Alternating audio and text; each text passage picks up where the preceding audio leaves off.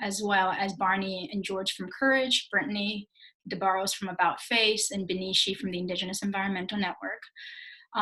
And we will have a breakout group at the end of all the presentations and the discussions to hear from folks, as well as give people a chance to discuss some of the things that they heard together.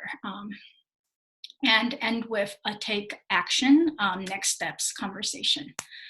So with that, if there are, and the last thing is that if there's any questions that come up or any techniques that come up, please feel free to use the chat box to raise some of those concerns. We have all the GGJ staff and supporters helping kind of with that process, so we will try to be responsive. So with that, I will pass it on to Cindy to give the official welcome. All right, bienvenidas, bienvenidex, todas y todos y todex. Welcome everybody. Really happy to see you all and see your names on this Zoom. Want to welcome you to the Grassroots Global Justice Membership and Allies call, in which we are going to be kickstarting a series of calls because of this moment. So today's call is really thinking about what are some opportunities for a radical and visionary set of demands that we can be putting out, particularly as the grassroots organizing sector, along with many sisters and brothers and kinfolks in this moment, not only in the US, but also globally. The second call will be April 2nd, where we'll be talking about collective care, mutual aid, and healing justice. So bringing in some of the wisdom and history and legacy of healers, radical healers, and folks that are thinking about ways to actually take care of people's needs, not only in terms of infrastructure that is so deeply failing at this moment, but also giving us tips and vision for how to think about what does it mean to care for us collectively, as we're trying to also make demands on paradigm shifts around the economy. And then on April 9th, we will be same time as well. We will be talking about the long-term political impacts and lessons from international movements. There have been many pandemics, epidemics, moments of crisis, and with much less resources under deeper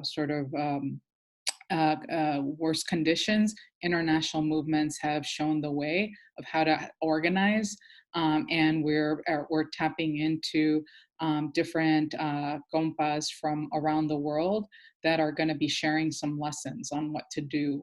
How did they still organize face to face, which seems such a faraway concept at this moment, but how did they organize? How did they take moments of crisis and be able to push? So we want to make sure to have you all come back the following Thursdays as a way to come and share some of the current thinking. We know life as we know it has changed dramatically. And what we also believe is by coming together, that we know that we have the solutions. It's everything that we've been working on for years and decades.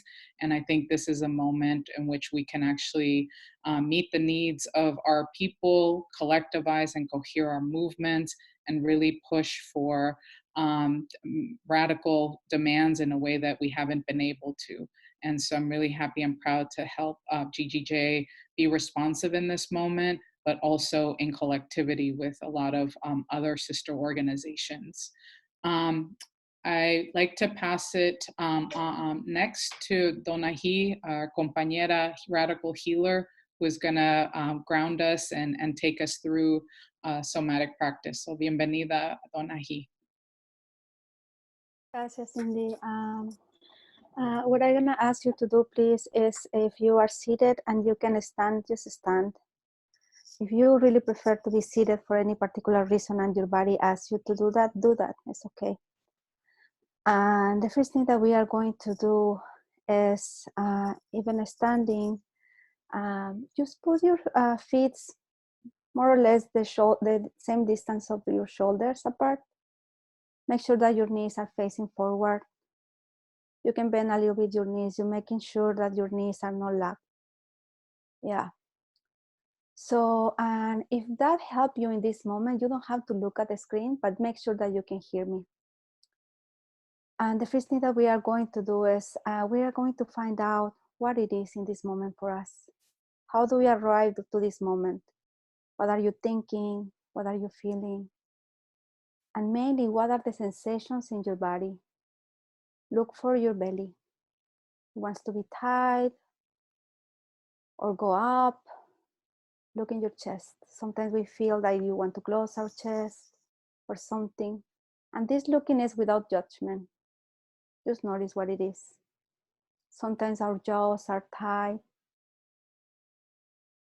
And the reason that it's important to know what it is because we cannot change when we don't know. So it's important to know ourselves. We are going to put our hand in our center, which is, if you put this finger in your belly button, the rest of your hand is gonna drop in your center, right there. And in somatics, we know that when you put your attention, your energy are going to go there. So this is very true for ourselves and also for this moment in our lives together. So put your attention in your center, and you can take your hand out from that place, but your attention is still in the center. From the center, energetically, imagine that you go down through your hips, all the way through your legs, making your legs longer and more going to the earth, all the way to your knees, to your ankles. And we're gonna take a deep breath. And when you take the air out, surrender the weight of your body to the earth. And let's do it again.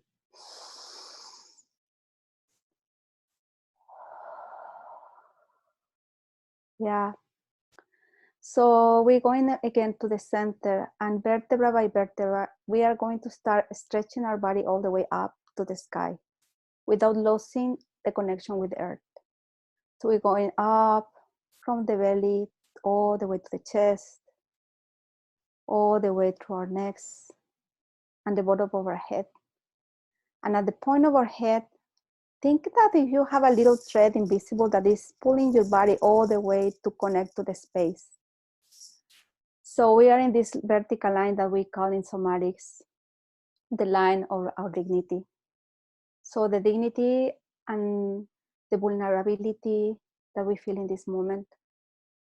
So we can be sad, we can be angry, we can be in any way, but we can be in our dignities. So notice what changed when you are in your dignity. We are going to now go to the space of the width and the horizontal line of our body. Soften the eyes. Make yourself like see more in the walls that are next to you. Soften the jaw. Soften the chest and the back. You can open your arms like that. And when you open your arms like that, look for the place, the way that you have the chest and open, back and chest open. And when you find it, put your hands down and keep that opening. Soften in your belly, let that draw. And the soles of your feet. Now we're gonna pay attention in our backs, the back of our heads, neck, shoulders, lower back, middle back, the butts, the back of our legs. And pay special attention on being your heels. We spend a lot of time in our screens and really looking forward. So go back to your heels. We have the wisdom of our ancestors in our backs. We have all the people that love us and is taking care of us from long distance and short distance. We also have all the knowledge that we know we get through our own lives. So let's go in your backs, have more access to more aliveness, to more information right there. So now pay attention to your face, your chest, drop again your belly, your knees, your toes. And in this dimension of our depth, make more space inside of your body. Now we're going back to our heart. Feel your heart. You can even put your hand in your heart. And just feel yourself for a second right there, the movement, the temperature. And notice, thank you. And notice if you can go and feel what is present for you right there.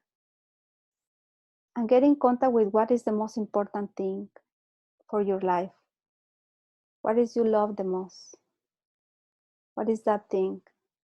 What is that thing that you feel very happy to be here in this moment with these compañeros in the phone call? And you can sit again. Thank you.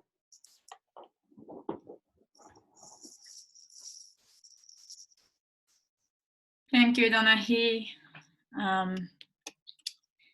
So yes, we wanted to make sure that we started with grounding. I know it's been a hard couple of weeks, but we made sure that, we wanted to make sure that this was actually a meeting setting so that we could see all your faces and interact with you all. So if I can ask for folks who do feel comfortable, if possible, if you can keep your camera on so that we can see your faces, we can interact, make eye contact with you. So in this moment of physical distancing does not mean social isolation. So we want to just make sure that we get to acknowledge each other. So before I start, I also wanted to just give a little shout out to some of the GGJ members on the call. Southern Maine Worker Center, FLIC, Courage, MUA, Kata, Native Movement, Black Workers for Justice, Causa Justa, About Face, EMIAC, SWAP, Indigenous Environmental Network, our sister alliances, It Takes Roots, as well as Climate Justice Alliance and Right to the City Alliance. Lots of love. I know I'm missing some folks because I can't actually get all of people's faces on the screen, but for those I do see, thank you so much. It's just wonderful to see your faces. So I'm gonna kick this off with introducing Barbara Ransby. Just wanted to make sure if Barbara is actually on the call. Oh, all right.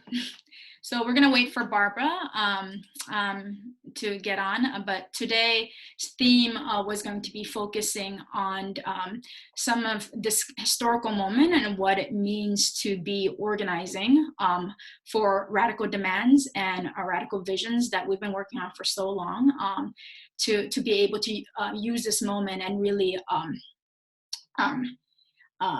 bring our national forces together and make those demands loud and clear. So we have 5 speakers who will be speaking on the long-term campaign work that they've been doing, both on a local and a national level. As we try in this kind of historical period, we're trying to cohere our larger social movements and our allies and friends to make a breakthrough, right? That this moment is about collective response and action and being strategic across different united fronts that we can form. And so our members will be speaking into some of the work that they're doing, specifically on healthcare, on the abolition movement around the release of prisoners and immigrants who are in detention centers. Also the intersection of militarism and how the sanctions need to end in this pandemic moment. There are also going to be speakers talking about the housing crisis and Cancel the Rent, which is a campaign that our sister alliance, Right to the City Alliance, is leading. And then lastly, we will be having Benishi talk about the People's Bailout, which is a United Front campaign with 5 principles that is talking about what are the key pieces of a people's stimulus plan that can weather our folks through the storm. So can I just get a check-in if Barbara's on? Yeah. Yes. So I'm going to pass it on to Barbara Ransby. If all the speakers can introduce themselves, your name and your organization, and then Barbara will be giving us kind of the larger movement political context at this moment. So Barbara? Thanks. Are folks going to introduce themselves and we have time for that?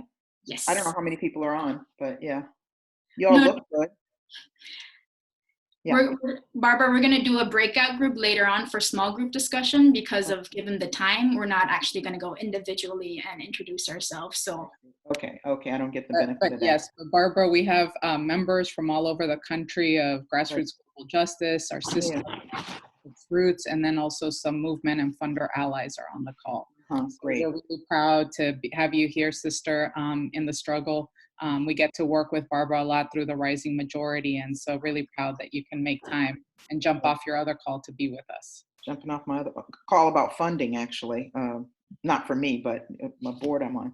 Anyway, thank you for having me. Really respect the work that that you all do, and we appreciate having Cindy with us in the Rising Majority. She gives us great inspiration. Yeah, so we are in a very serious moment. I was told to give a sort of 7-minute overview, and maybe I'm just distilling things that many of you already know.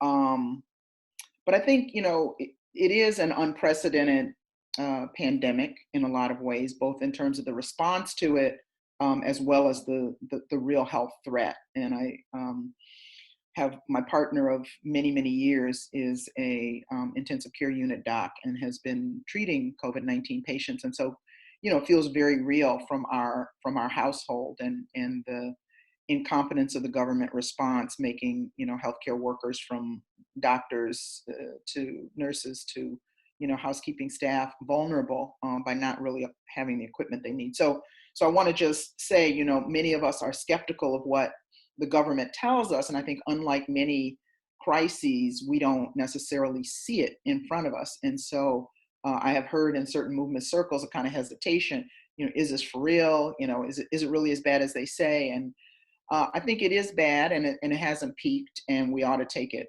very seriously. But we also understand as organizers that every crisis is political. And some crises get more attention. Even getting the status of crisis is a sort of political choice, because many of our people are in crisis constantly. You know, crisis of not having enough resources, of course, the climate crisis, etc.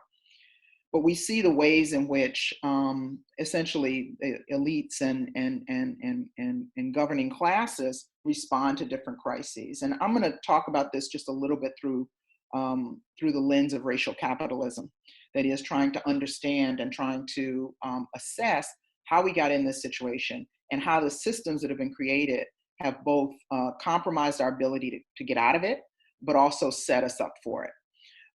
We know that in Katrina, a kind of disaster capitalism intervention occurred after Katrina, which essentially exiled thousands and thousands of poor Black people from the city who could never come back. The city then became, affordable neighborhoods became gentrified, and people couldn't come back home. So that eradicated not the poor problem, but it eradicated the presence of a lot of poor people. Similarly, the school system in New Orleans was essentially privatized in the wake of Katrina. So using a crisis, as you know, Naomi Klein has this argument laid out the most clear, I think, using a crisis in order to go in and to recalibrate expectations, to reorganize systems and structures in a way that's favorable to capital, which is what we've seen time and again. 2008 bailout, similarly, the banks get bailed out, but our people do not. So while these are natural disasters, biological disasters and tragedies and so forth, the response is political. And the response reflects who and what we were before, right? A vastly unequal society where some lives mattered more than others. I think, my takeaway from this is maybe threefold, maybe two, three. We'll see how many I get to. But one is I think about this preparedness for this kind of a crisis. Having a business, corporate, sort of neoliberal model for governance means that, Trump, I don't even want to say president, but the guy in the White House, incompetence notwithstanding, closes the office that was probably best situated to help prevent and anticipate this kind of pandemic, this particular office that focused on pandemic preparedness. Closed it in 2017, and when he closed it, something he denied later, but he had a press conference when he closed it, so it's pretty much on record. He said, "I'm a businessman, and this doesn't make sense to pay people to do nothing." And the nothing those people were doing was figuring out ways to save lives in a situation like this. And so the devaluation of life over certain kinds of financial considerations is perfectly consistent with the logic of capitalism. Secondly, we see kind of the free market run amok at a time when government and producers and providers ought to be getting the equipment to hospitals and healthcare workers quickly and efficiently. We literally have hospitals, state and local governments bidding on the open market to get masks. And there's an excellent article in the Times today about the supply chain for very inexpensive face masks that could protect healthcare providers as well as patients, which, basically a kind of global strategy for finding the cheapest labor to produce things in the world, undermine the ability of certain countries to actually have those things on hand, and a deterrent to invest in something that would simply improve, save and safeguard people's lives. So competition on the free market for things that ought to be provided is a reflection. The search for a vaccine is another reflection of the skewed and essentially fucked up logic, of racial capitalism from the point of view of our values. Which is that it's not financially expedient for profit-seeking pharmaceutical companies to make vaccines for a pandemic or an epidemic that might hit every 10 years. They want something that you can buy every year in perpetuity, like the vaccine that was for the HPV vaccine that came out a few years ago, which they've now made $1 billion a year in profit on. But this kind of vaccine is not lucrative. And Alex Azar, who of course was a hustler for the pharmaceutical company before he was a hustler for Trump, is saying that yes, a vaccine is on the horizon. We're working with private industry, but we can't guarantee that prices are going to remain low because of course that would be a disincentive for us to actually find a vaccine. Well, only if you're going to protect exorbitant profits. That's why it's not viable, not that it isn't in some sort of fundamental sense. So again, all of these things make us in greater danger. The other point that comes to mind is, of course, the Defense Production Act, which is a wartime act. It always makes me nervous because we do also see a kind of militarization of this crisis, which I'll just say a word or two about in just a minute. But the Defense Production Act, which Trump invoked, now when you say you invoke something, it sounds like you're going to actually use it, right? But no, he's not going to force businesses to produce what society needs. He's waiting for them to step up to do it as soon as they can figure out a profitable formula, for doing that. And there's been a lot of pressure from below on him to actually do that. But again, that violates this kind of corporate model of how you run a government, not around human needs, but around what's financially expedient. Now, just a word on militarization. I was just on a Signal thread a little while ago for Movement for Black Lives, and people showed basically tanks coming through neighborhoods in Los Angeles. Those are tanks from the National Guard coming to intervene. Now, of course, we've gotten all these assurances, this is not going to be a punitive measure. This is not a military intervention. On the west and south side of Chicago, just this morning, I got calls from people who were working with people in the informal economy. Cops rolled up like 10 cars deep, had people against the wall saying, haven't you motherfuckers heard there's a curfew? There's not a curfew. There is a mandate that people stay inside, and the governor has been saying, we're going to ask people nicely. We are not looking to force people. It's for your own good. So we see in these moments of genuine crisis, a usurping of power for larger and ongoing political and economic agendas. And I think we see that. And of course, people of color, Black communities, Latinx communities are going to get hard, both economically in terms of layoffs, in terms of people in the gig economy, but also in terms of punitive measures, right? Now, if there is a silver lining, and Cindy knows I'm not a glass half full kind of person, but I'm trying. But if we are to look for a silver lining, I think there's a number of things. One is we have seen almost overnight interventions and changes become possible that we were told were pretty impossible just 1 month ago, right? People who are in jail for cash bail, not all of them, but many of them, New Jersey and elsewhere, are being let out of jail, and the sky didn't fall, right? Evictions and foreclosures, some of them, not all of them, are being halted or postponed.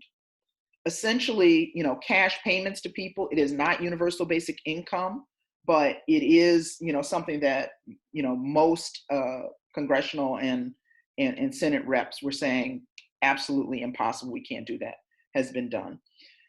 Believe me, this is not being done out of the goodness of the hearts of people in power. Again, telling you something that is no news to you. Movements have created a climate in which the kind of unapologetic corporate bailout that happened in 2008 could not happen this time in that way. And I think that is, maybe it feels like a small victory or a hollow victory or a victory with a price, but I think that is true. Occupy Wall Street made that true. Black Lives Matter, Movement for Black Lives made that true. Standing Rock made that true. The protests after Katrina made that true. And I would say even the, Bernie Sanders campaign, and in a different way, the Elizabeth Warren campaign, again, responding to movement impulses, have created a climate in which a carte blanche bailout of corporations could not happen. Now, when we look at the fine print in this new bill that's going to be voted on in Congress, this third bailout bill, 2-point-something trillion, that's going to be voted on in Congress, just came back from the Senate on Friday. There's a lot of bullshit in there. I mean, and I would direct people to the Center for Economic Policy Research in DC has done a breakdown of what could have been and was proposed for the bill and what's actually in there, from paid sick leave to one-time cash payment as opposed to regular cash payments until the crisis is over, et cetera. And, we see what was possible and we see what was negotiated away. So, the moral of that story is, of course, much, much more work to do. Final thing I will say is this. There's been a lot of discussion about mutual aid. I've been involved in a campaign here to raise a lot of money for people who are either living or working on the street because they're not in the radar of the bailout. They don't have a direct deposit account. They don't pay taxes. So they are very, very vulnerable. So I believe in mutual aid. We've got to help and love each other and find our most generous selves in this moment, right? And in every moment if we can.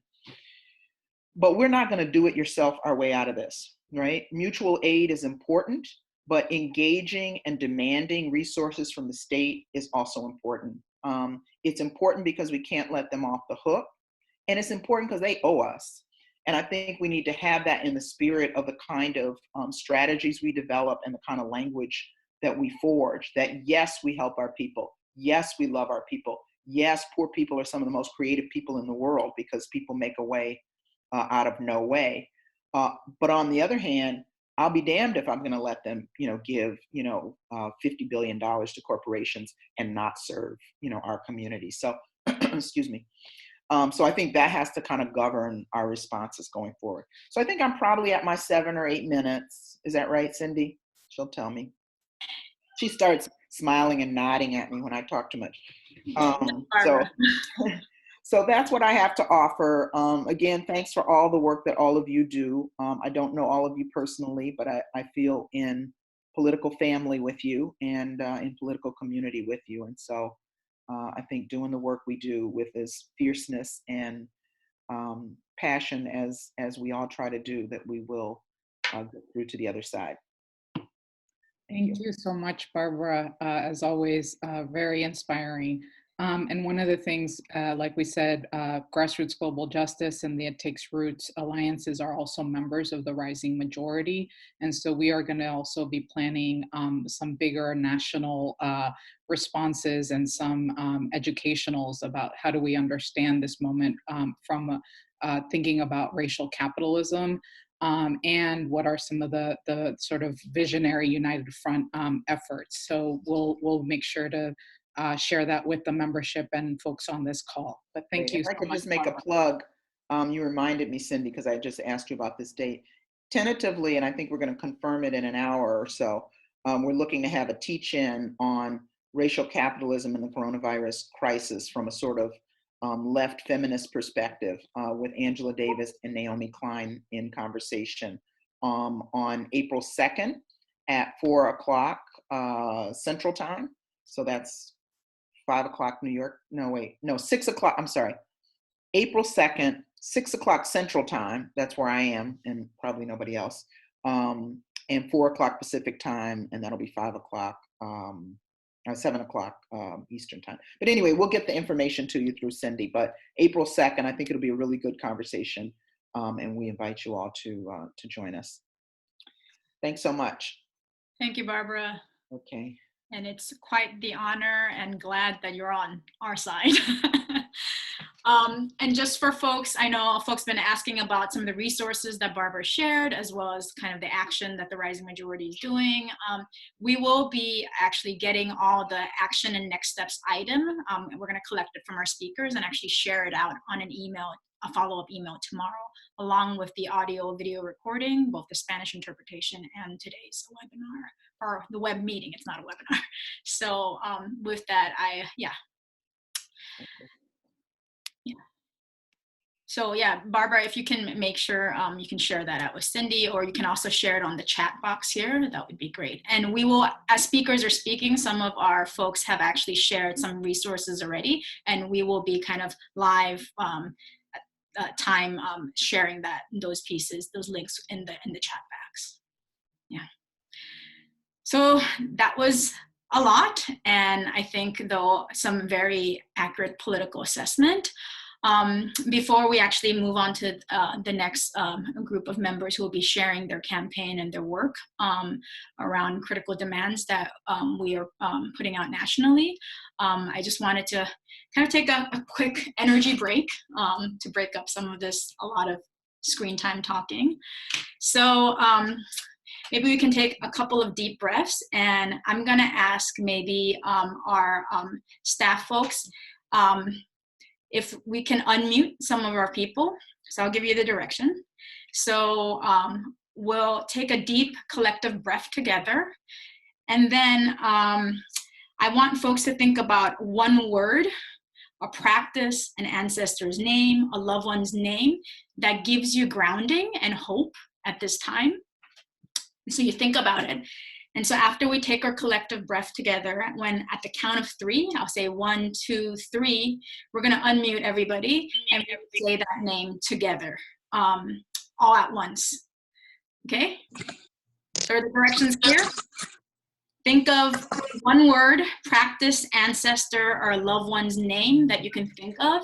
And at the count of 3, after our collective breath, we will say it together. So let's take a deep breath in.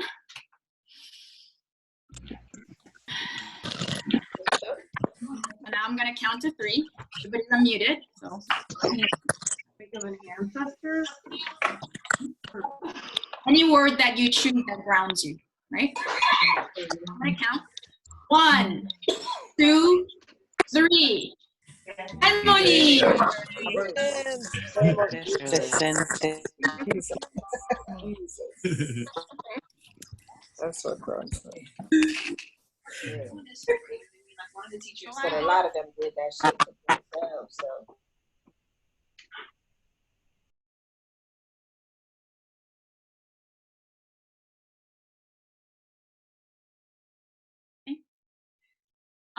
So I'm going to move us to our next speaker. If folks can introduce themselves, just a reminder to the speakers, you have 7 minutes, and Jade will actually be privately chatting you to give you the time warnings. There's going to be a 2-minute warning and a final time warning. So without any delay, maybe Drew, if you can introduce yourself to talk about the healthcare for all. Hi, everyone. My name is Drew Christopher Joy. I am based in Portland, Maine, with an organization called the Southern Maine Workers Center.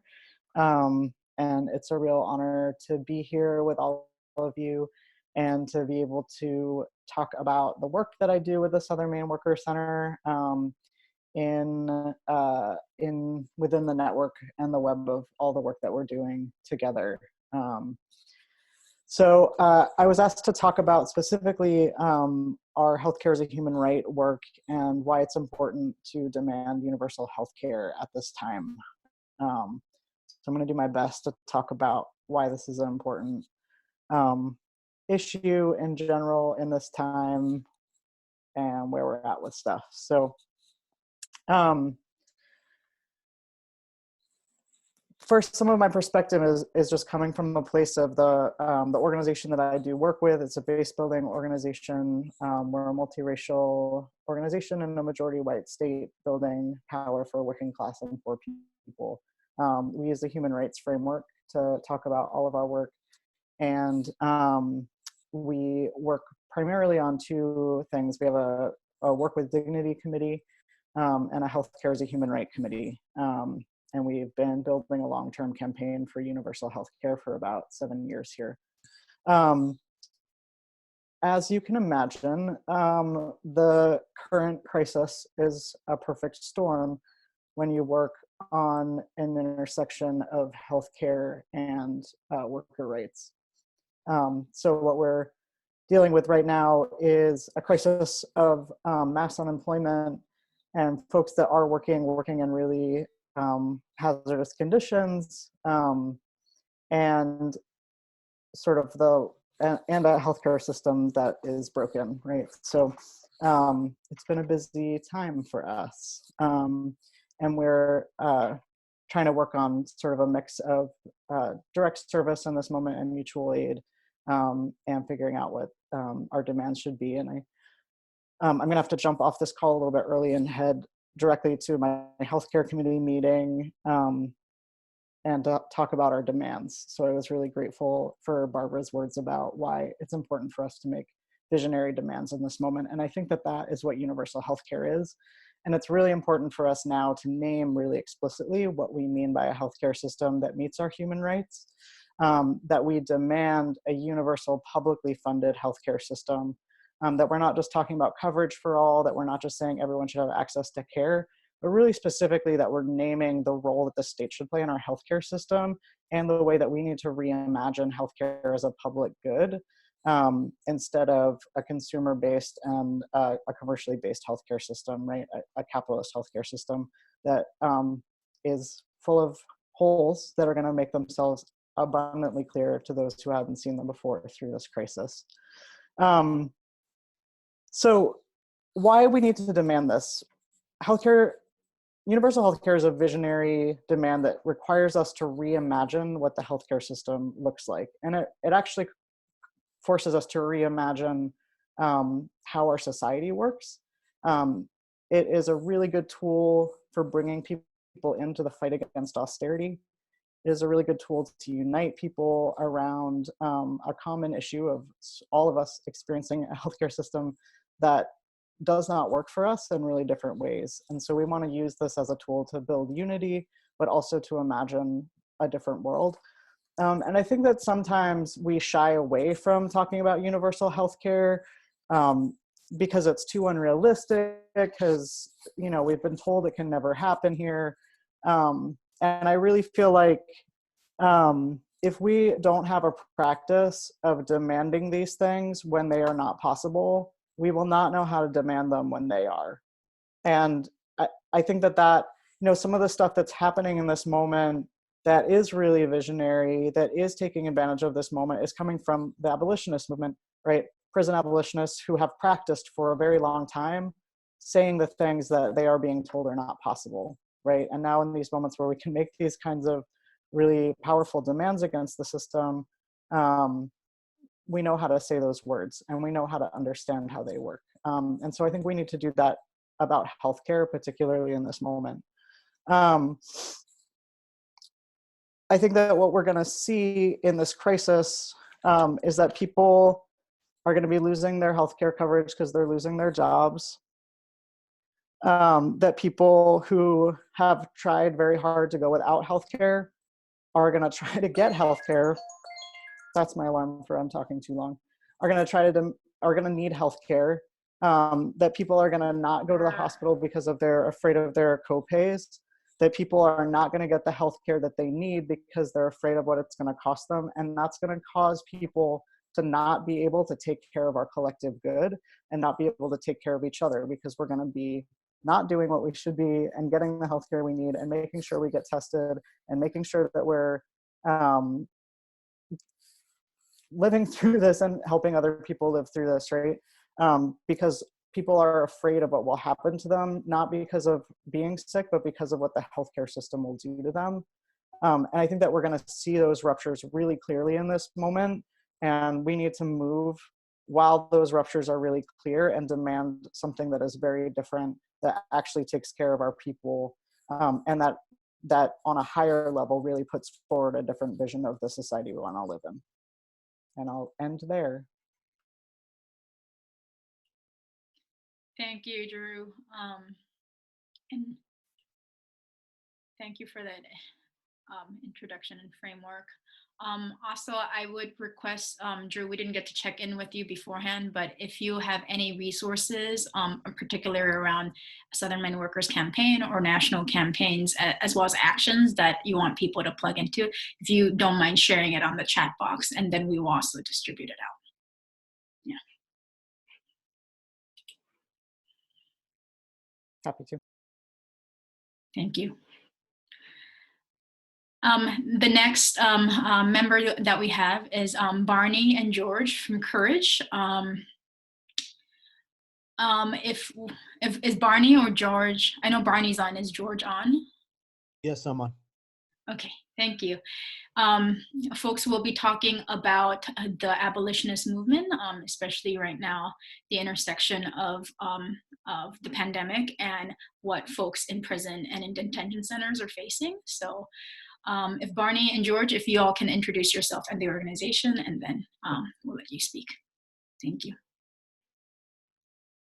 Hi, my name is Barney, and I work with Courage, which is Communities United for Restorative Youth Justice, and we're here in Oakland, California. And I'm going to talk a little bit about what the situation is locally and with our members here, and then George will chime in how this connects to our work nationally and like what the long-term vision is for this work. So, you know, right now we're in an economic crisis, we're facing a pandemic, and the communities that we work with, which are formerly incarcerated youth, Black and Brown youth in California, have already been in a crisis, and they're struggling before this crisis, and now we're feeling it even harder. Unstable work, being in the informal economy, insecure or unsafe housing, transportation, food, all of that. And they're really feeling it within the facilities. We work with young people in juvenile hall. We also do participatory defense with a lot of folks who have been charged as adults, as minors, and are serving very long terms, and they're having like a lot of fear within the facilities and not having access to healthcare. And we also have people fighting cases on the outside. As of last week, I got some weird alert on my computer asking me to leave the meeting, but as of last week, we're doing court support in the Central Valley wearing masks and gloves. So things are really continuing, and folks still have a lot of questions about their cases.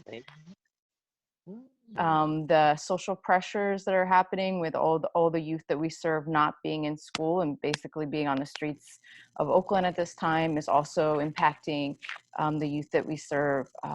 We have had taken some hits in the past couple weeks, had some emergencies, some violence, rehousing folks, and, you know, folks getting off parole in the middle of a pandemic and where they're going to find housing, or folks having beef and having to go to the hospital and having to be relocated. And also just, you know, all the youth being on the streets at this time and trying to reduce the drama and bring in more healing, and also moments for leadership development and doing advocacy at this time instead of seeing more incarceration. And our communities are always hit the most by that. So we've been doing a lot of digital organizing, figuring out how to do our meetings online, getting our young people together, just like we are here, you know, live streaming movies nights together and things to keep the youth working together. And then doing campaigns. We've been doing a lot of small digital campaigns, just like reduce the jail population of Santa Rita, get the free phone calls, like very targeted, very small campaigns. That way we have our youth plugging in and able to participate by getting like phone trees or doing social media campaigns really quickly. And the landscape that we're kind of seeing is that they're giving us a little and then they're pulling back. So, you know, on Friday, they released 314 people from Santa Rita jail. But then on Tuesday, the Board of Supervisors was in there trying to pass something quickly to put $85 million into probation. And so, you know, we were working with the coalitions that we work with here, you know, Oakland Rising, Causa Justa, and making sure that there was like a bunch of people calling in. So we're using like peer-to-peer texting, asking our youth to get other people to make calls.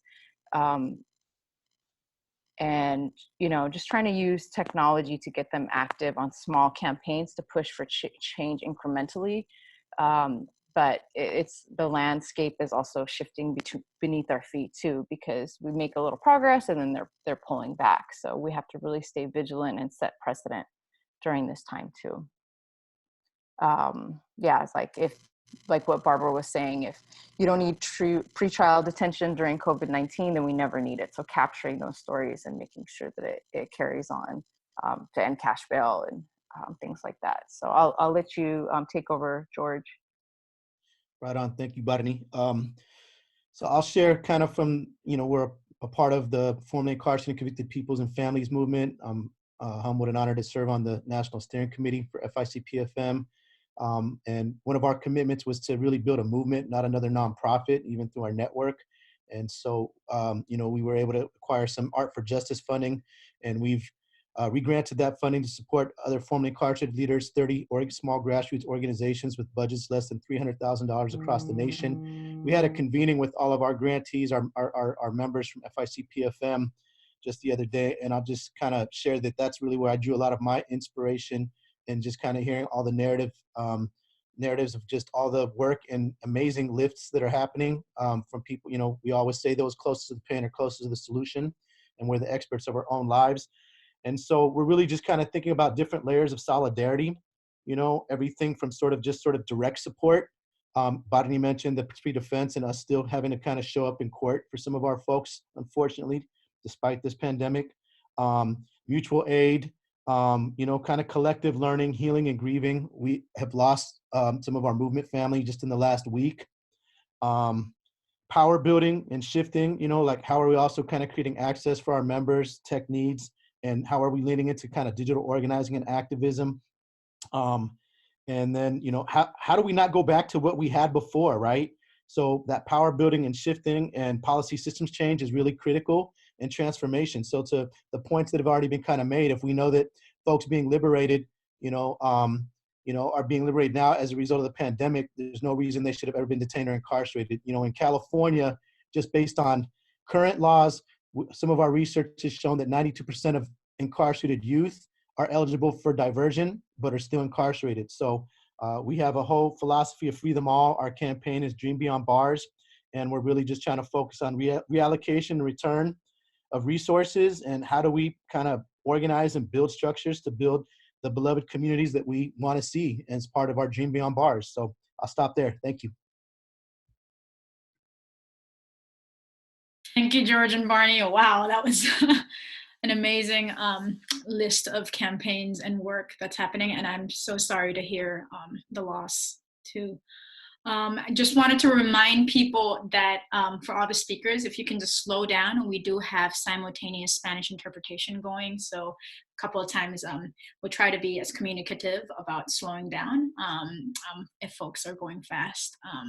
Sorry, I thought that meant I was out of time. So I started talking faster. My bad. Sorry, this means slow down, and this means volume up, and time's up. Jade will actually ping you on the private chat. So thank you so much.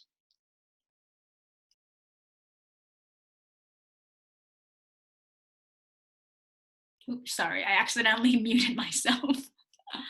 And the next member presenting around some of the key radical demands right now is Brittany DeBurros, who will be talking about the intersections of anti-war peace movement and the efforts to end the sanctions during this pandemic.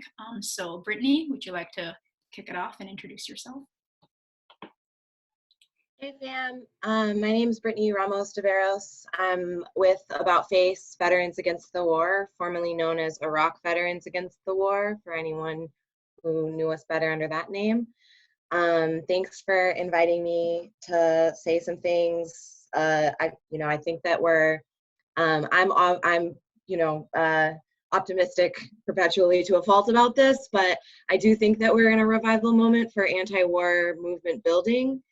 I think that there's a lot of really powerful work happening to try to make sure that that building is setting us up for the anti-war movement of our dreams, if you will, which in my mind is one that is grounded in working class, people of color, indigenous people, Black folks, brown folks, queer folks, trans folks, disabled folks, just the people that are most impacted by a system that is rooted in logic that tells us that violence is power and that authoritarianism is safety and so forth. And so I think that there's a real opportunity for us to build a new center of gravity in the anti-war movement, to change who the leaders and faces of the anti-war movement are. And I think that there's a lot of new coalitions popping up that are really doing the work of trying to make that become real. And so just generally, that's really exciting. In terms of the things that are focusing, this was momentum that was growing before the pandemic boiled up, obviously, but I think that there's growing momentum around a near-term goal, which we very much see as one stepping stone in a longer set of goals about what it means for us to demilitarize, socially, culturally, politically, right, structurally, but economically, but to repeal the authorization for the use of military force.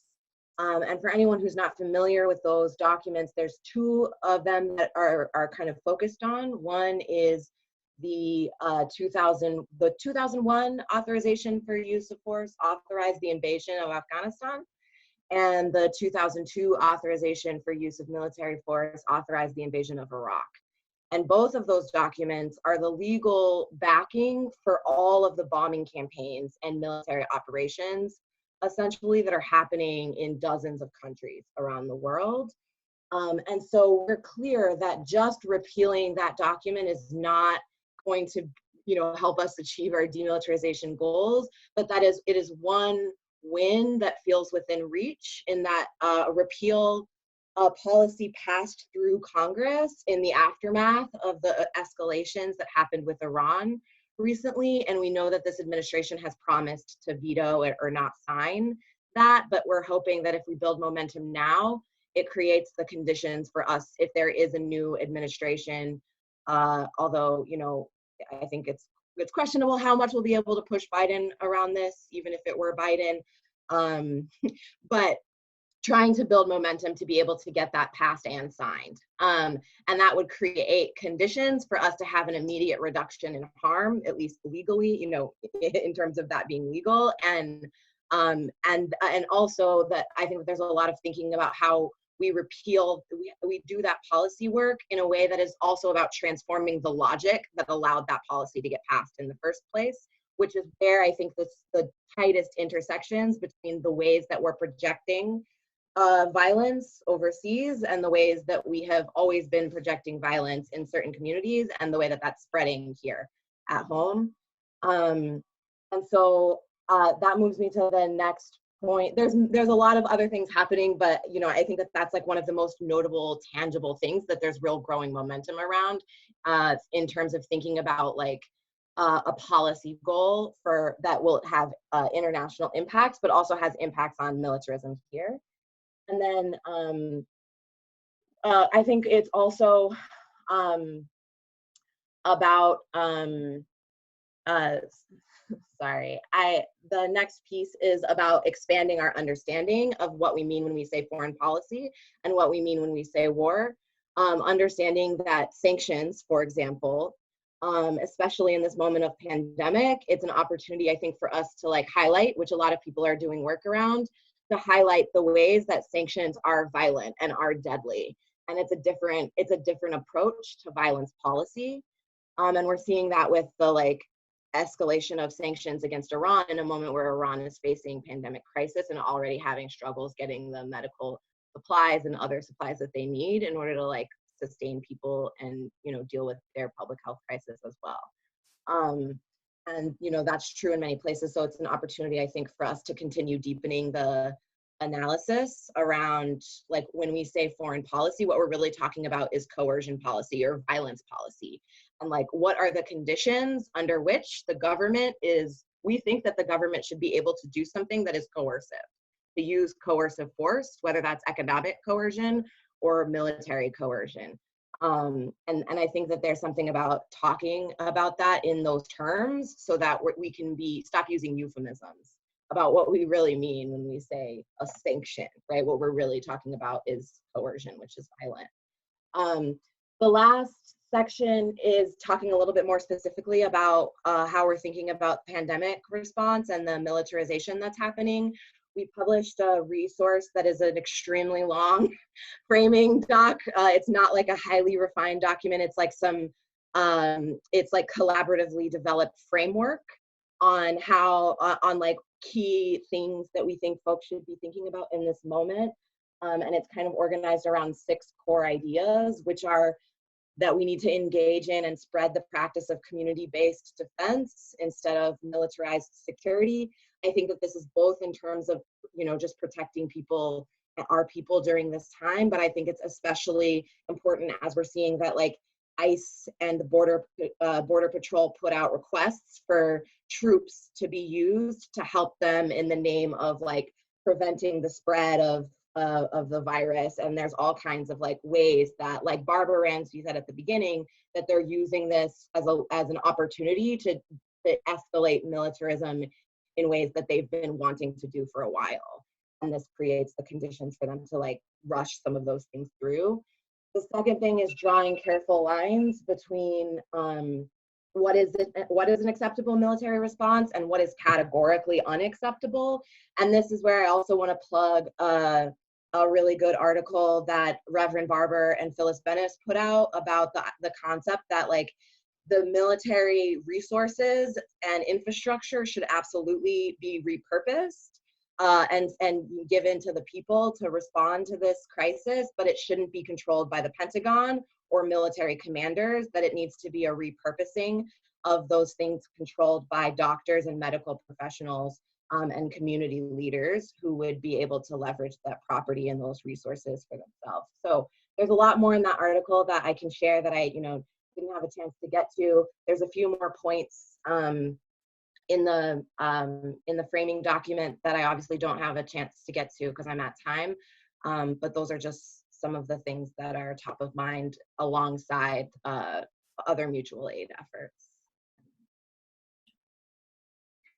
Thank you, Brittany. And yeah, we will send some of the town hall information and some of the things that About Face is actually organizing around those issues and the reframing that's happening, for sure. We have maybe Benishi, you can go next, because actually Trinice is on another call still, so we might have to skip because of also the lack of time too. But Benishi, would you like to get on? Are you on still? Yes, See I'm you. here. Thank you. I'm here. So my name is Benishi Albert, and I'm with the Indigenous Environmental Network, Yuchi and Anishinaabe, and I make my home in rural Oklahoma. So I'm going to talk a little bit about, well, I'm going to talk for the time I have about the Green New Deal network table and what we're calling now as the People's Bailout.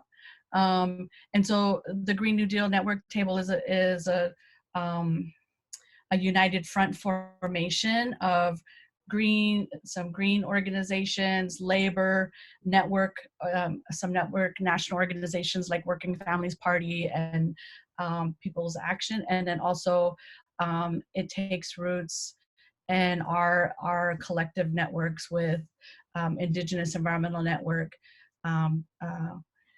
Right to the City, GGJ, and Climate Justice Alliance.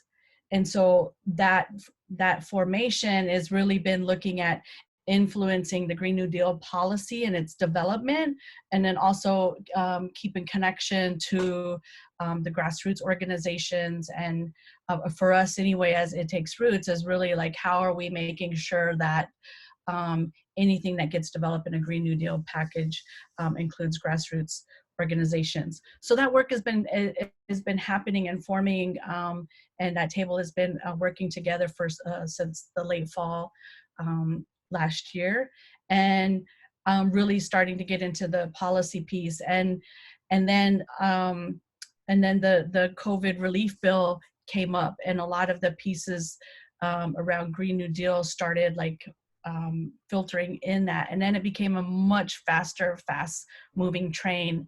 And so over the weekend, the organizations who are part of this formation, this united front formation, came up with the People's Bailout as a counter to the bailout that we were seeing that was really corporate focused. And so there's 5 principles in the People's Bailout, which are health for all, economic relief for all, being about for workers and not the corporations, and then having a down payment on the regenerative economy and democracy. So to go through those, each one, health for all really is about healthcare being a top priority for all people, no exceptions, right? And all of that it entails in terms of access, the kind of funding and access that needs to happen in rural areas, in territories, U.S. territories, tribal lands, with paid sick leave and all of those pieces. And so that's one principle.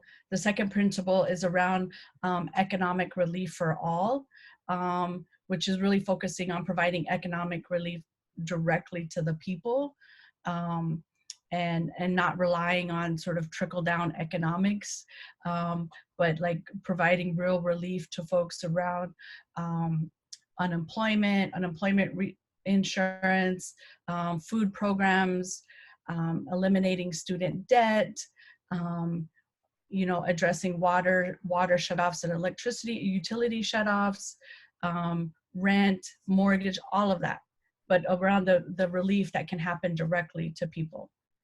And then the third one is around supporting workers and not corporations. And so really trying to focus the relief bill on workers and communities, but not the corporate executives, and trying to create restrictions around stock buybacks and bonuses for top executives, but to really make sure that workers have jobs and are maintaining their income. And then 4 is the down payment on the regenerative economy, and what we're trying to build, that many of our communities here on this call right now are trying to build. What does a regenerative economy look like? And supporting that. What does it mean to support economic development opportunities for small businesses, for communities, for localized work, and not just funding oil and gas industry and polluting industries. And then the 5th is around democracy and protecting our democratic process while protecting each other, and ensuring that like elections are going to happen, and access and funding for making sure that states and communities can hold their elections, and having that happen, and even you know, tracking the census and making sure that the census process can still happen in a way that people are still healthy, but that we can still count what is happening in our communities.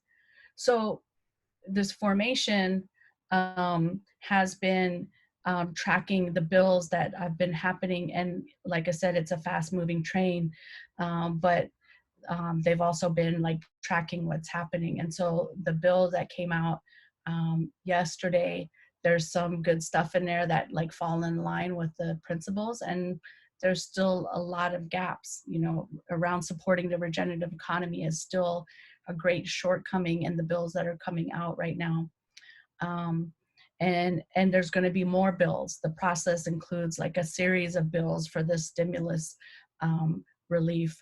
And so there's going to be more coming out. We want to make sure that we keep grassroots, frontline communities' voices as part of, not only part of this formation, but part of like policy that is being supported by Congress, and making sure that our voices are heard. And, you know, and some of the things we're still struggling with, and trying to make sure that they're being accountable to grassroots community, to indigenous communities, to frontline communities, in terms of not only protections for workers, but protections for our communities and investment into our communities, and to cut the investments to corporate, you know, corporate needs, and to make sure that like the resources come directly to our communities and people. Check. Thank you, Benishi. That was a lot, and we've actually posted the 5 principles for a just COVID-19 recovery that the People's Bailout is putting out. GGJ has signed on, and we're one of the 500 plus organizations across the country, progressive groups that are signed on. But there's actually, in the next steps, I will kind of share some of the actions that are coming up related with this very, very large united front to get a People's Bailout to reality. Thank you so much, Benishi, for covering that. We have our last speaker who couldn't make it because Trini is on a funder call still, but just to kind of add to the mix around some of the radical demands that are coming out at this moment is our sister alliance, Right to the City Alliance, and many of the housing rights national groups are fighting right now, hashtag cancel the rent, to ensure that during this period that not just you know, the banks are getting a stimulus payment, but that all mortgages, rents, and the rights of, you know, low income and other folks and access to housing is guaranteed. And so that campaign is going strong. And we'll be putting out some action items to make sure that people can participate in those conversations. Yeah. And so lastly, just wanted to give thanks and a lot of gratitude to our members who spoke around their campaign and the national and local fights that they're engaging in. This is, kind of a cross section of what GGJ members are have been working on for years. Especially, this is collectively these set of demands as part of GGJ's vision towards a just transition towards a regenerative feminist economy. We believe that housing, healthcare, freeing our people from detention in prisons, and also being in solidarity with workers, as well as the end to the war machine and the sanctions, is an important critical piece of building international solidarity and a movement for human rights. So I just wanted to thank our members for highlighting those key vision and demand at this moment. So just in terms of next steps, we we're cohering our different sister alliances inside the It Takes Roots Alliance, Right to the City Alliance, Climate Justice Alliance, Indigenous Environmental Network, and Grassroots Global Justice Alliance has been in coordination to figure out both what are the kind of national united fronts, like the People's Bailout, that we should be participating in, engaging, and getting that information back to our grassroots movements, as well as we're still trying to connect our folks to resources like Healing Justice and Collective Care. The next 2 GGJ webinars actually is gonna be covering those issues. April 2nd, we have the Collective Care and Healing conversation. And on April 9th, 2 weeks from now, we'll be talking about the long-term impacts and inviting some of our international allies to give us insight and sharing a conversation around how they are dealing with the ruptures right now that we see in capitalism because of the pandemic moment.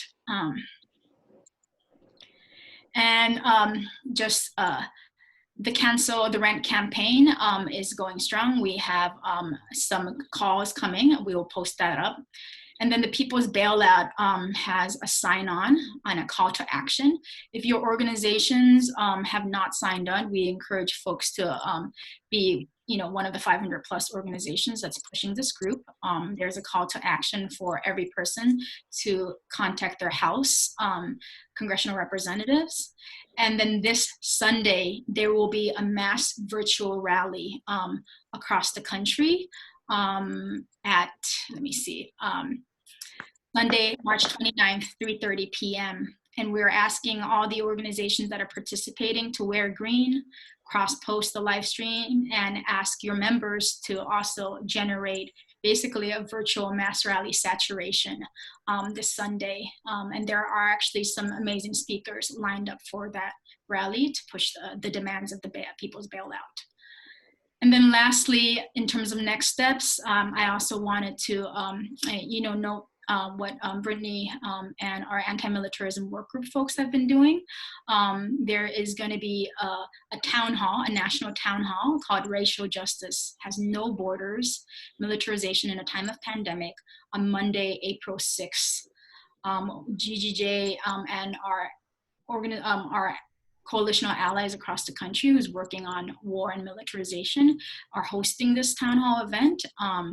And we hope that people can participate, and we will send out the registration link for those who are interested in participating. So that was the quick kind of take action announcement. We will make sure that all of them is on the follow-up email for folks who are interested.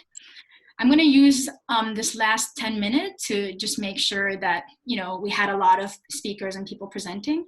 We're going to, if folks can stay on, we're going to break out into some small breakout groups to give people a chance to talk about, the things that they heard and information sharing. So before Samudra breaks us out into the room, we just wanted to see if people can answer, whether what they thought about some of the demands that have been raised in this conversation. And if people had any other thoughts around what we as a collective progressive left movement should be doing at this point. Those are just kind of 2 questions that people can take time to share. So with no further ado, if Samudra, can you break us up?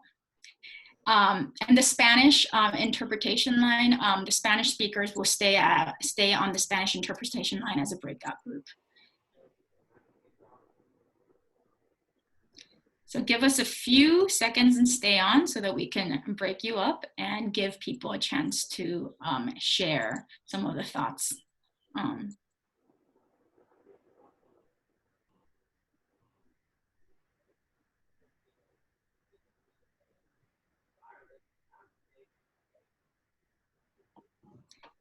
So yes, please press the join breakout room. And we'll see you in 10 minutes.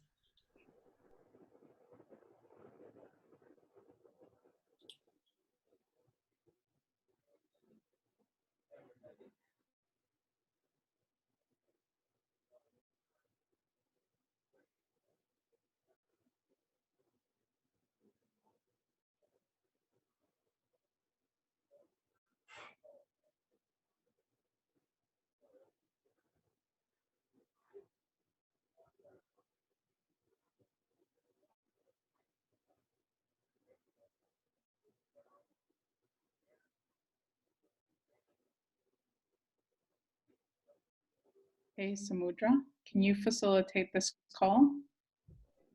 Yeah. Because I'm going to jump on this line. Okay.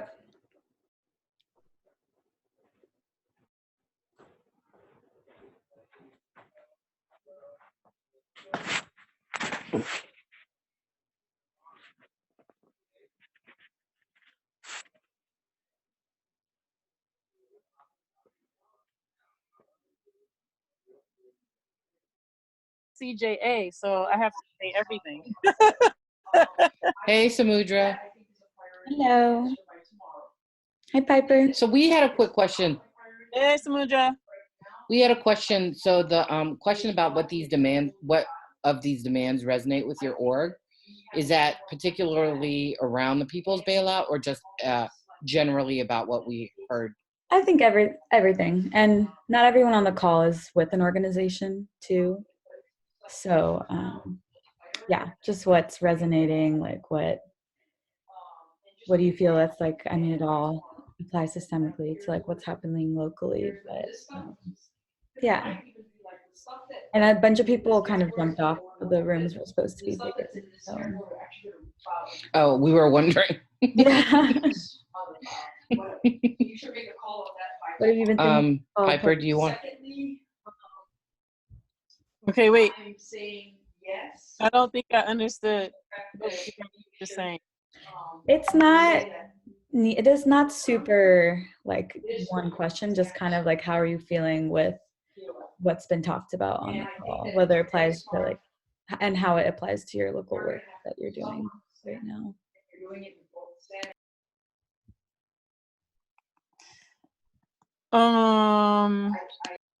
So for me, I'm a member of the Rising Majority and I'm a member of CJA.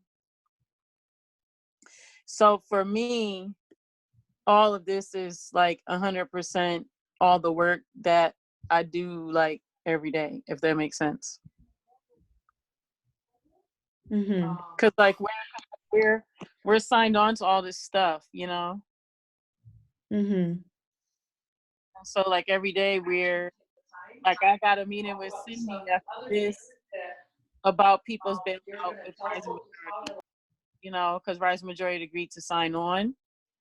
And then like we've been discussing it all week to see, like we had already 3 phone calls this week with Rising Majority to see if we're going to sign on to people's bailout. And then by being a member of CJA, I had a phone meeting with Angela. Today is Wednesday, Monday night to discuss. Today's Thursday? Okay, but then it was Tuesday. Yeah. I've been at home quarantined for 3 weeks. I don't know the date. I know.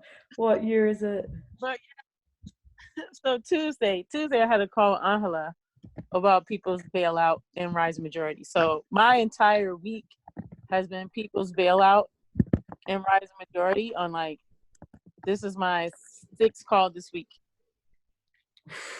Yep, lots of calls. Just Yep. about that. Just about that though. So that's my life. What about you guys? Well, I mean, as part of It Takes Roots, also, we are,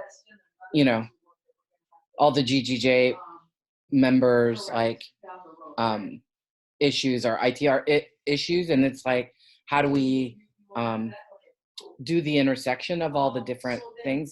I mean, it's kind of like what you said, Piper, as part of like Rising Majority and CJA. You've been talking about those pieces, but because of this current moment, like, there's just so many things to like align. We all are trying to figure out how to move work together in this current moment, because there are just so many issues and so many member organizations that are working locally.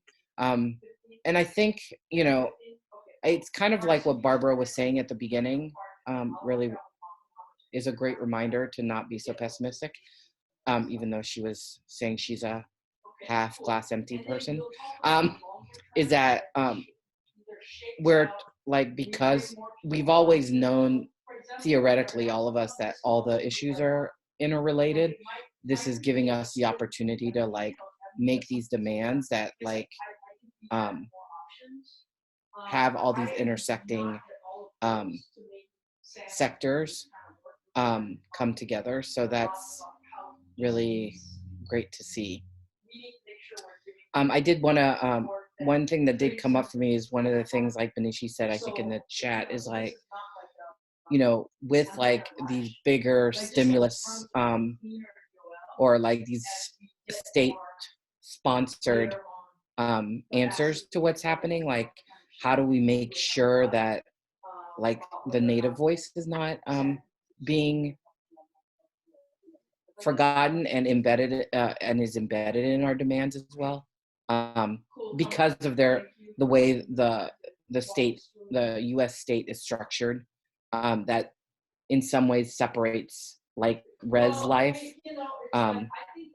versus the and like, yeah, and policies like separately from the rest of the US state, how to, making sure that we don't forget to push as hard for Native folks as well.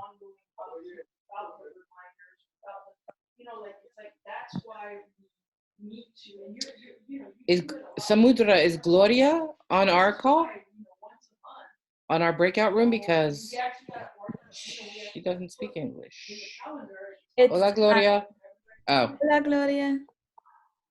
It's because I had to randomize it because so many people are hopping off and on, so I couldn't strategically. But the Spanish speakers, I think, are on the Spanish line, so Gloria might not be okay. But yeah, that's kind of, I mean, Stella with ITR is kind of sharing what our assessment is too as GGJ, of like, this is like the break that's reaching even like climate deniers, and it's like a prequel. I'm sure this is all you've been talking about with CJA calls, Piper, but it's as an opening and an optimistic way to look at it. Like, we're finally getting those demands that who knows, temporarily versus the long term, but it's just like this break. I think Cindy phrased it as like the break on the back of neoliberalism that is happening, that although like tragic as it is so much of an opening for all of us. And I'm curious,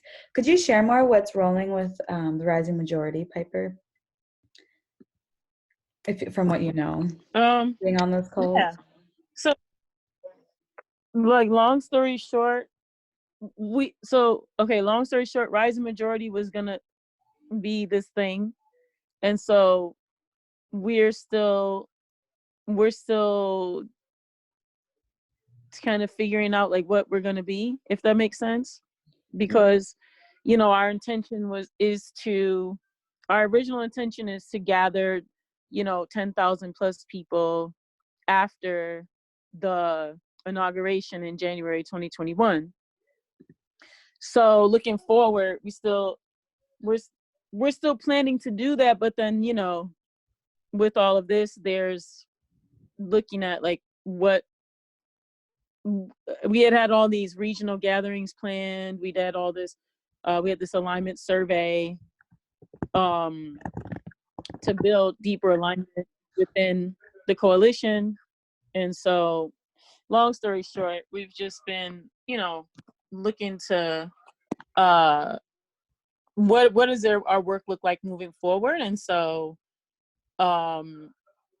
bringing the you know, there's talk of bringing the regional gatherings to the digital space.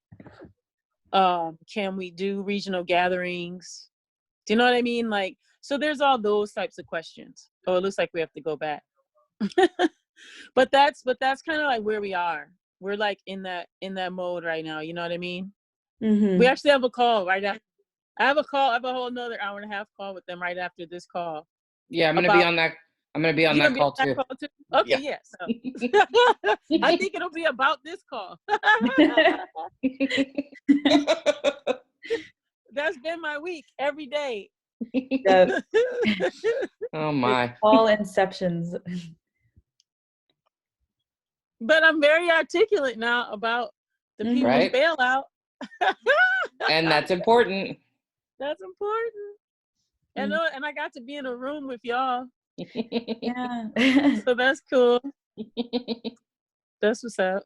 All we right. have like seconds. All right. Okay. See you in the Megan room. All right. Meg room. There'll be some concessions, but the big task is how do we make those demands more permanent?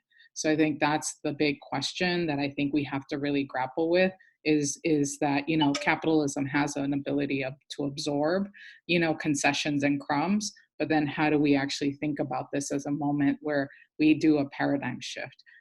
You know, and I think all of the demands that people raised are so important and so compelling. And how do we then cohere it? Because I think that's the other thing that I see right now is that sort of into like hundreds of demands, and maybe hundreds of demands are important, but it's like, how are we working an effort to push together? And so I think that's the political quilting, the political weaving, I think is what's really important at this moment as well.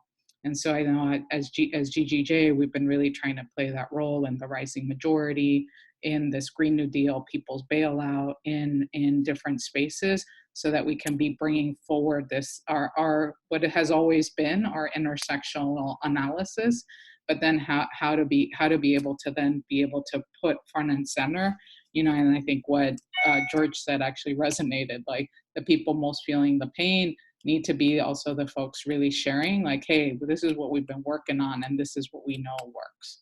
So I think that to me is really important. So thanks, folks. I feel like some of the conversation's still happening.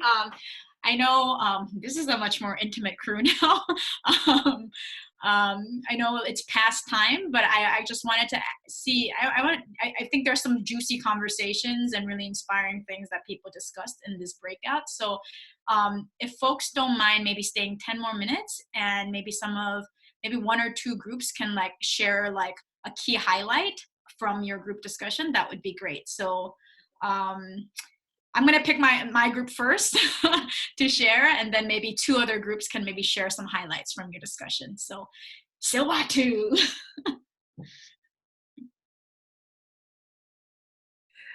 Oh, wow, okay. Yeah, we talked about a lot, not a lot because we had a little bit of time, but really, Sonia, you asked me to, like, what came to my mind when wrapping up our small group, and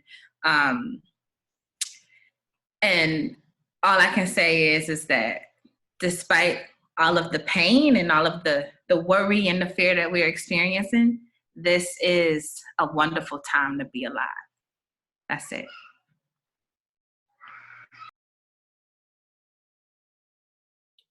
Thank you. Thank you. Super appreciate that. Next group. If nobody volunteers, I'm going to tell you. So Do we have a speaker? Well, I'll go as Piper. Yay, Piper. We talked about rice dishes. Our favorite rice dishes. I'm just kidding. We we shared that pretty much the same sentiment that this is a moment that we get a chance to see, well, for everyone to see the demands that we have been putting forth. And now it's interesting to see that everyone is looking at it like, oh, and so yeah, that's kind of like the thing, you know. Now everyone gets to see like what the collective we have been, you know, have been demanding all this time. And so yeah, like Cindy said, we hope we hope we can figure out how to do this permanently. But everyone should drop their favorite rice dish before we go. Thank you, Piper. So one more group. If I might just pick you if nobody. Gloria, I think, had her hand up. Sonia. Oh, yes. Gloria, porfa.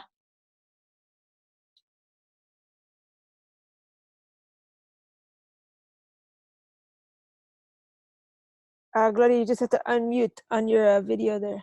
Or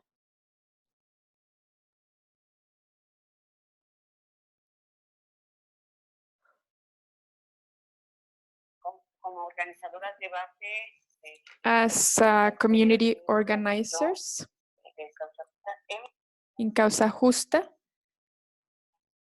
we've been analyzing. We are definitely sad, we are frustrated, we are seeing the opportunities, but we are also seeing the suffering among our grassroots, because our grassroots members are people that have low wages, that live day by day, they have debt, and many of them don't have a job anymore, are unemployed. There's a lot of worriness. And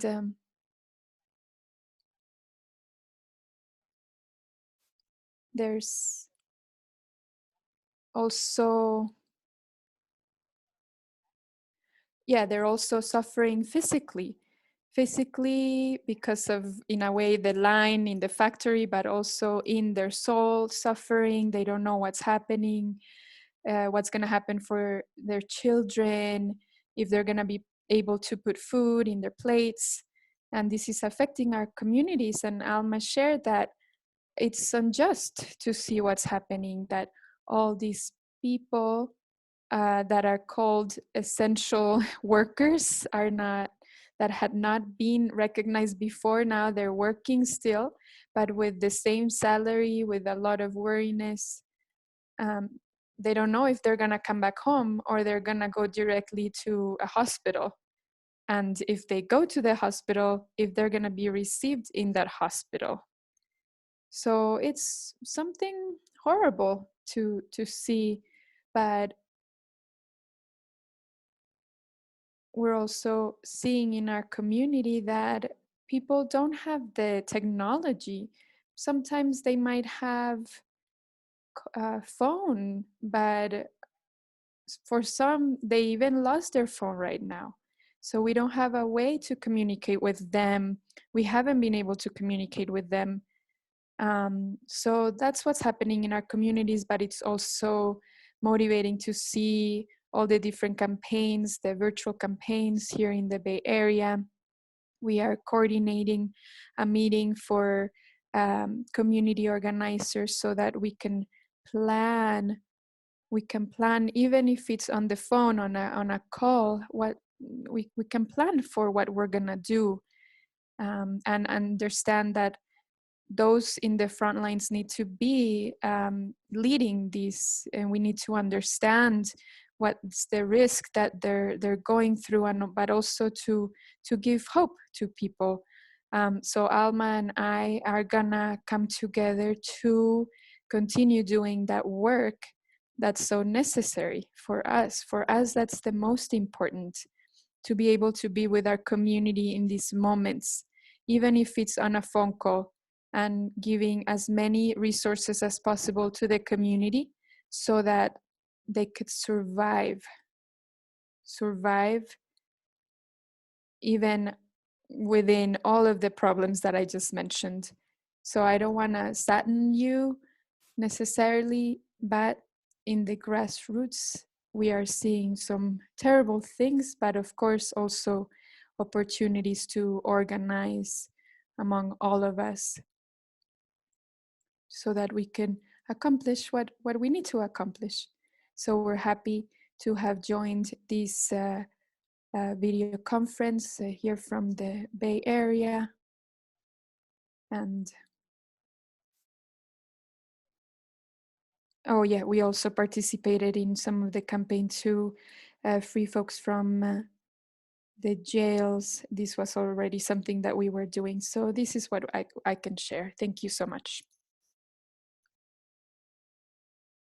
Muchas gracias, Gloria, por su palabra y para recordarnos de sí, los grupos más vulnerables y sin tecnología y recursos para conectar en este momento.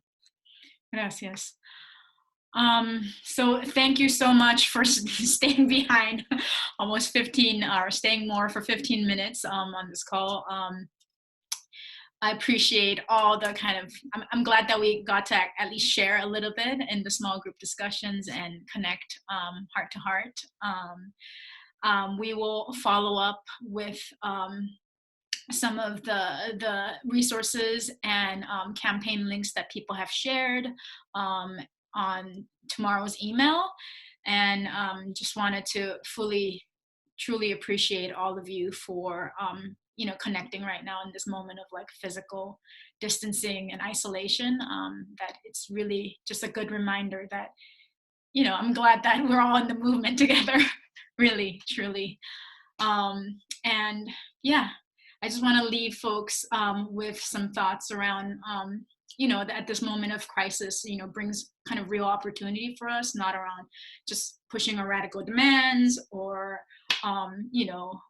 raising our level of struggle, but it's also an opportunity for us to evolve collectively, a new form of consciousness, that's centered around a lot of the vision that we're talking about. So I really see this moment as us creating collective, humanity and a new evolved form of consciousness together. So with that appreciation for you all, I hope to see you at the next call on April 2nd next week, and we will keep folks posted. And please share any kind of campaign or other updates that might be coming forth as well. Yeah. So thank you so much.